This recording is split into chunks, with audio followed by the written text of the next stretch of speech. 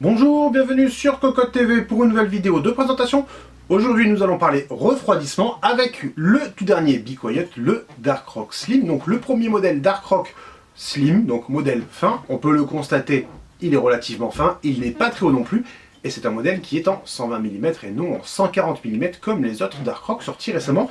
Puisqu'en fait, même s'il n'y a pas le 4, il reprend la base des Darkrock 4 et Darkrock Pro 4 au niveau des ailettes, du top en aluminium brossé avec le logo dans le bon sens, le système de fixation, etc. Mais ça, nous allons le découvrir tout de suite derrière avec le produit en détail.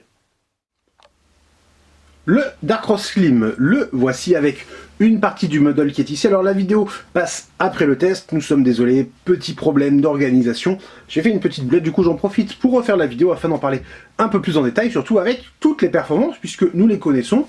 Nous avons été convaincus, néanmoins, par rapport au tarif qui est quand même assez élevé, 60 €, alors c'est du Darkrock, grosse garantie, grosse finition, etc. Mais on a trouvé des modèles qui étaient peut-être plus intéressants sur un rapport performance-prix. En revanche, au niveau des nuisances sonores, il n'y a absolument rien à redire. Le Salon X3 que nous avons ici en 120 mm fait des merveilles avec un très bon débit d'air.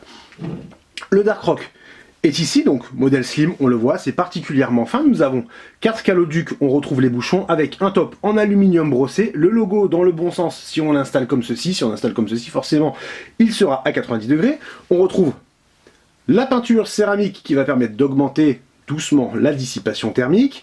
Nous avons une base avec une finition qui est propre, alors c'est pas une finition miroir, mais ça c'est absolument pas un problème. Et 4 caloducs de 6 mm, qui sont parfaitement bien incrustés au niveau de la base et au niveau des ailettes. Des ailettes avec petite surface bosselée qui permet d'améliorer, d'augmenter la surface de dissipation. Le travail au niveau des ailettes qui a été effectué comme sur les autres, décidément, Darkrock 4.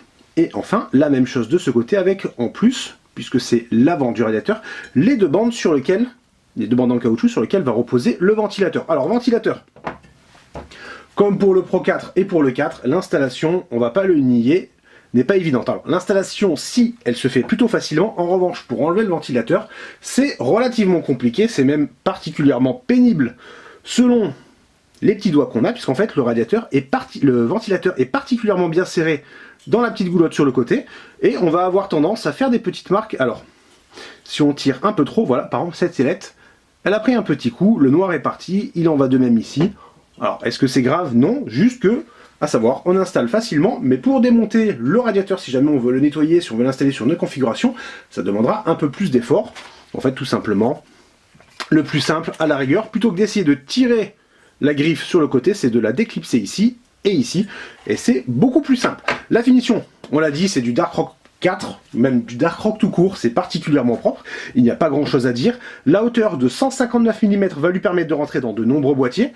Même sur de l'entrée de gamme, on considère qu'en dessous de 160 mm, ça permet d'aller dans pas mal de boîtiers. Alors forcément, certains sont limités à 140, 150 mm, mais là on parle vraiment d'entrée de gamme ou bien de boîtiers spécifiques comme des boîtiers compacts en double compartiment. Ce n'est pas vraiment la cible. Ici, le but c'est d'avoir un radiateur avec son ventilateur qui va prendre très peu de place. Le ventilateur en fait arrive au niveau du système de fixation, donc la mémoire est disponible ici.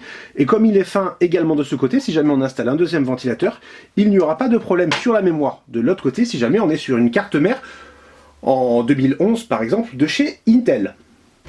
La boîte, comme d'habitude, c'est noir avec toutes les informations à propos du produit. La plus importante, c'est la hauteur, 159 mm pour le ventilateur, il tourne à 1500 tours par minute maximum et il ne fait vraiment pas de bruit, c'est un vrai régal à entendre, ou plutôt à ne pas entendre dans un boîtier fermé, c'est vraiment silencieux.